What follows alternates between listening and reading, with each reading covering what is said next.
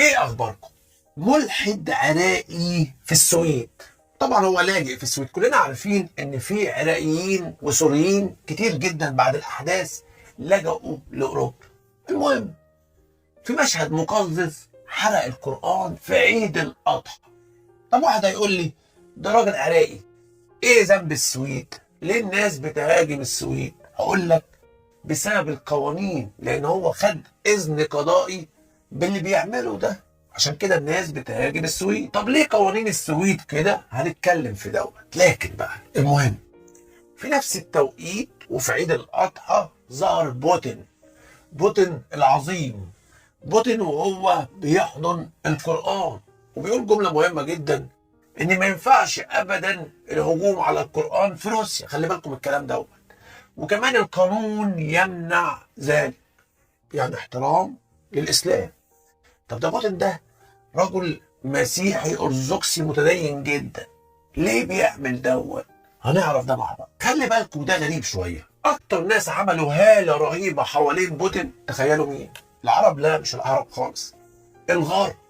الغرب اتكلم كتير قوي على بوتين وعمل حواليه هالة مرعبة، منه الكلام الحقيقي ومنه كمان كلام خيالي جدا عن قدراته. لكن من أهم الجمل المشهورة عن بوتين إن الرب ممكن يسامح الإرهابيين، لكن أنا هرسلهم إليه. يعني ربنا يسامح، لكن أنا مش هسامح، أنا هبعتهم هناك وهو ممكن يسامح أو ما يسامح. جيل دورتي. مين جيل دورتي؟ دي رئيسة مكتب CNN اللي كانت في روسيا. طبعا كله ماشي دلوقتي. قالت جملة مهمة جدا، إن بوتين لا يمكن هيسامح بريكوجين رئيس الفاجنر، لا يمكن. ليه؟ قالت هو ممكن يبعته بيلاروسيا يوديه أي مكان مؤقتا، لكن بوتين ما بيسامحش الخونة أبدا. وهنشوف مع بعض النهارده الكلام ده بالتفصيل ومين المقربين من بوتين. وخلي بالكم بوتين هيعمل إيه الفترة القادمة، والأهم مين اللي بدأ التحرك. خلي بالكم الحتة دي أهم حتة في الموضوع، الفاجنر ولا بوتين. لو عايز تعرف مستقبل بوتين رايح على فين، مستقبل روسيا وأوكرانيا كمان، هنروح لفاصل صغير ونبدا مع بعض. خليني بقى ابدا معاكم على طول بسؤال سهل قوي وعارف اجابته على فكره. يعني هل في حد عنده شعبيه وسط العالم الاسلامي كله وهو مش مسلم زي بوتين؟ انا بقول مفيش. ده انا حتى لما بحلل بعض الامور وتكون ضد بوتين عشان تحليل طبيعي للواقع، يعني الناس بتعجبني بصوره فظيعه، فده بيدل على شعبيته الضخمه جدا وسط العالم الاسلامي، على الرغم ان هو مش مسلم، ان هو مسيحي متدين. لكن ايه السبب؟ هنعرف مع بعض. البدايه عايز اقول لكم ان في حاجه متناقضه جدا، حاجه تجنن. التغييرات اللي بتحصل في العالم تجننك. مين كان بيحرق الكتب الدينيه عموما؟ يعني الانجيل او القران او حتى يهدوا كنايس، مين كانوا بيعملوا كده؟ روسيا. الاتحاد السوفيتي كان اتحاد ملحد وكان مرعب، لا يقبل بوجود كتاب مقدس على ارضه، كله يتحرق.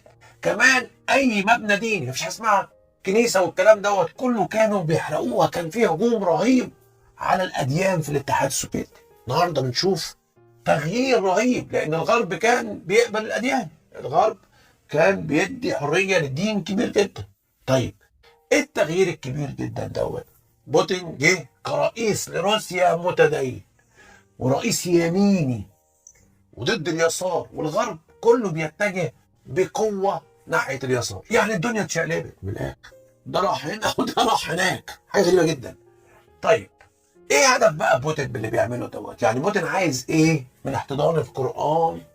كونه بيحترم الاديان، ده اكيد ده رجل يميني، زي ما انا بقلق جدا على الاديان وبخاف جدا من الالحاد المنتشر في العالم. طيب لكن في هدف طبعا، ده راجل مش سهل، ده رئيس دولة كبيرة وراجل مخابرات وعنده حرب صعبة جدا. طيب هو بيعمل ايه؟ بيعمل حاجة بسيطة جدا، بيجيش العالم ضد الغرب. يعني ايه؟ يعني هو عايز كل انسان يميني على الكرة الارضية يقف وراه، يقول لهم يا جماعة الغرب كله بقى يسار وبيهاجم الاديان وعايز يغير العالم. واتكلم قبل كده عن المثليه وازاي ان هو بيغير الاطفال وازاي ان هو بيضيع الاسره. اتكلم كتير قوي بوتين في الكلام ده.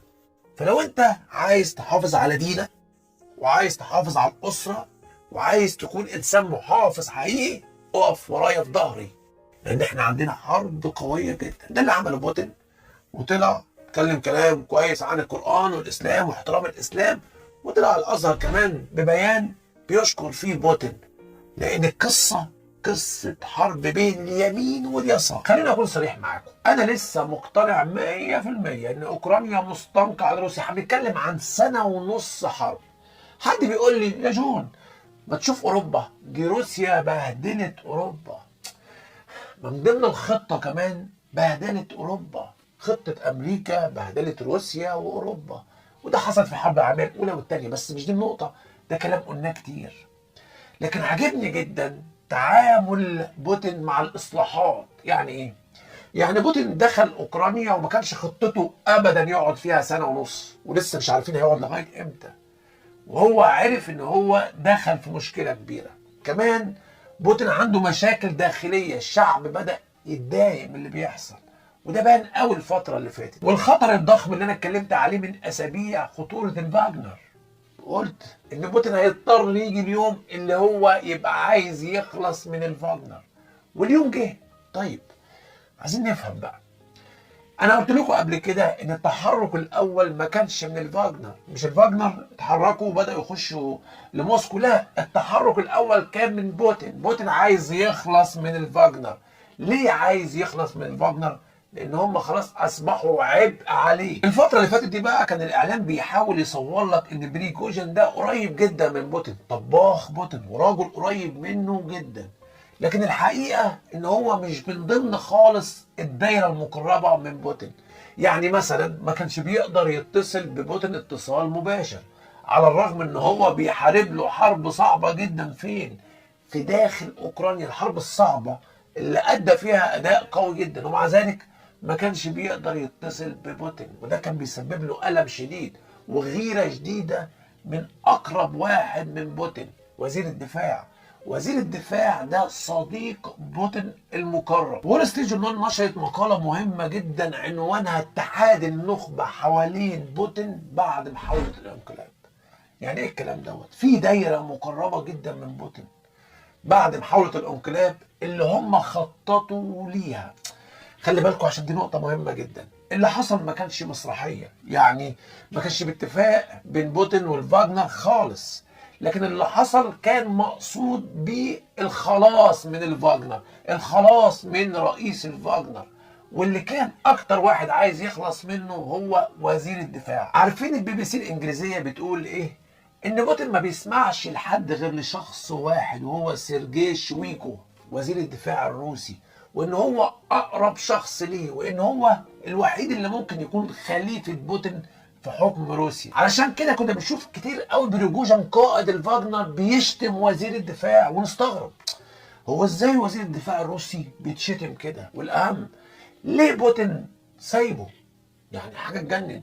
يعني كله افتكر ان بوتين ممكن يشيل وزير الدفاع، لكن لا، وزير الدفاع هو اقرب شخص لبوتين، وبوتين شال قائد الفاجنر مش وزير دفاعه. يعني اللي عايز افهمه لك ان القصه كانت ان وزير الدفاع يستفز قائد الفاجنر.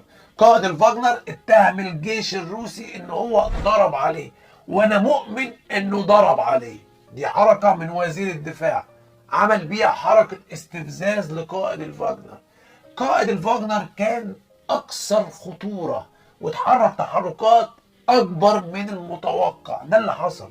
لكن القصه من اولها هو التخلص منه. الكاتب الشهير اندريا سولتادوف، كاتب روسي شهير، اتكلم عن نفوذ وزير الدفاع وقال هو الاكثر نفوذا، وان هو مش مسؤول بس عن وزاره الدفاع، لا، كمان مسؤول عن الايديولوجيه بتاعت روسيا كلها. خلي بالك وزير الدفاع عمل عملية كبيرة جدا ومهمة جدا بالنسبة لبوتين، وهي الحصول على شبه جزيرة القرم. كمان هو مسؤول عن عمليات المخابرات اللي فيها اغتيال. راجل مقرب جدا لبوتين، وبوتين مش من السهل خالص يثق في حد، لكن بيثق جدا في الراجل ده. خلي بالك، وعشان نكون واقعيين، بوتين بدأ يتحرك عشان يمسك زمام الدولة الروسية بإيديه، وتحركاته كانت واضحة جدا، ومقابلات مع الشعب، وكمان فكرة ان هو يسند المسلمين اللي موجودين داخل روسيا بكلام جميل جدا وفي العالم كله. تحركات مهمة جدا ببوتين، بس هو هيواجه مشاكل صعبة جدا. بوتين أولا عنده مشكلة في التجنيد، بيتم التجنيد في روسيا مرتين في السنة، وعارفين كلنا إن في مشكلة كبيرة في التركيبة السكانية الروسية. هو عنده مشكلة في عدد المجندين، وده السبب الرئيسي اللي خلاه يستدعى الفاجنر اللي هم أصلا مدربين وشغلتهم. لكن هو محتاج تجنيد. معظم الروس مش عايزين يحاربوا في أوكرانيا لأسباب كتيرة جدا. الشباب الروسي مختلف تماما عن الشباب بتاع زمان. كمان انت بتحارب بلد كانت جزء منك، فما فيش هدف قوي بالنسبة له. بس خلينا نفهم الجزء الأخير ده، وهسألكوا سؤال في الآخر لو سمحتوا. عايزين نتكلم بس في الواقع. لوكاشينكو رئيس بيلاروسيا اتكلم عن حدث الانقلاب، وقال ان هو اتكلم مع بوتين. شوف الأحداث ماشية ازاي. بوتين قال له ان هو قرر تصفية رئيس الفاجنر، وان هو هيضرب الناس اللي داخله. لوكاشينكو قال له لا، اصبر وخد الامور بعقلانية اكتر. وانا شايف ان كلامه كان عاقل جدا، وقال خليني اتكلم انا معاه، مع رئيس الفاجنر. بوتين قال ان هو بيردش. معنى كده ان بوتين او حد تبع بوتين حاول يتكلم مع رئيس الفاجنر ورفض يرد. لوكاشينكو قال له انا هتواصل معاه، خلي بالك. وده كلام اتقال لبوتين، وشوفوا ازاي بوتين خد الكلام ودخله جوه دماغه. لو انت قتلت رئيس الفاجنر وضربت الفاجنر وهم جايين في السكه، ممكن يحصل تمرد واسع النطاق وسط الجيش الروسي، وانا مع الكلام دوت. كان الموضوع هيفلت وكان هتبقى كارثه على روسيا. هنا بنشوف شخصيه بوتين، الشخصيه الصارمه. خلي بالك، بوتين خد القرار ده مع الشيشان، دخل وقتلهم لما كان في تمرد في الشيشان. لكن هنا وقف، هو عنده حرب مع الغرب، وشايف ان هو لو خد خطوه قويه ممكن يقول لك انا بوتين القوي العظيم لازم اخش اضرب. شاف ان هو لا، غلط ان انا اعمل كده، وسمع كلام لوكاشينكو. خلي بالك الناس دي متمرسه جدا. وخلي بالك بوتين اتصل باكتر من حد، قلت لكم قبل كده، منهم اردوغان. الفكره كلها ايه اللي هكسبه من الارض. والاهم بقى خلي بالك، لو انا عملت الخطوه دي عدوي هيستفيد منها ولا هيتضر منها؟ هو شاف ان هو لو ضرب الفاجنر اعداء روسيا هيكسبوا مكاسب ضخمه جدا. عشان كده خد الامور بخطوه للخلف، وده قلته قبل كده، وده اللي عايزكم تركزوا عليه. فكره الخطوه للخلف دي في السياسه مهمه جدا. لكن الكلام الاخطر ان في قاده كمان داخل الجيش كانوا مع الفاجنر. يعني في مشاكل ضخمه في روسيا. انا بس حابب اقول لكم حاجه مهمه جدا. الجمله دي بقولها دايما، خلي بالك ما تكرهش عدوك وانت بتحلل الامور، ولا تحب القريب منك وانت بتحلل الامور. شوف الواقع على الارض، مش عايزين صدمات. الواقع على الارض بيقول لي جمله مهمه جدا. بوتين رجل قوي، رجل ذكي، رجل مخابرات، شغال وبيلعب. لكن القوه الاخرى الغرب قوه لا يستهان بها ابدا، قوه جباره، امكانيات جباره، وعندهم عقليات جباره اخر. فاحنا بنشوف حرب صعبة جدا على بوتين. خلي بالك، كل ما طول الحرب ده ضغط على الشعب الروسي وعلى الشعب الأوكراني، ماشي، وعلى الجيش الروسي وعلى الجيش الأوكراني. ميزة الحرب دي بالنسبة للغرب إن مفيش جندي غربي دخل فيها لحد النهاردة. فطول ما هي شغالة، كل القصة إن أنا بمد الحرب، بزود صناعة السلاح عندي وبمدها، مفيش مشاكل، بدفع فلوس برضه مفيش مشاكل، لكن مش بخسر جندي. مش هيحصل عندي أي مشاكل داخلية بالنسبة للشعب، على عكس الواقع داخل روسيا. فالضغوط على روسيا ضخمة.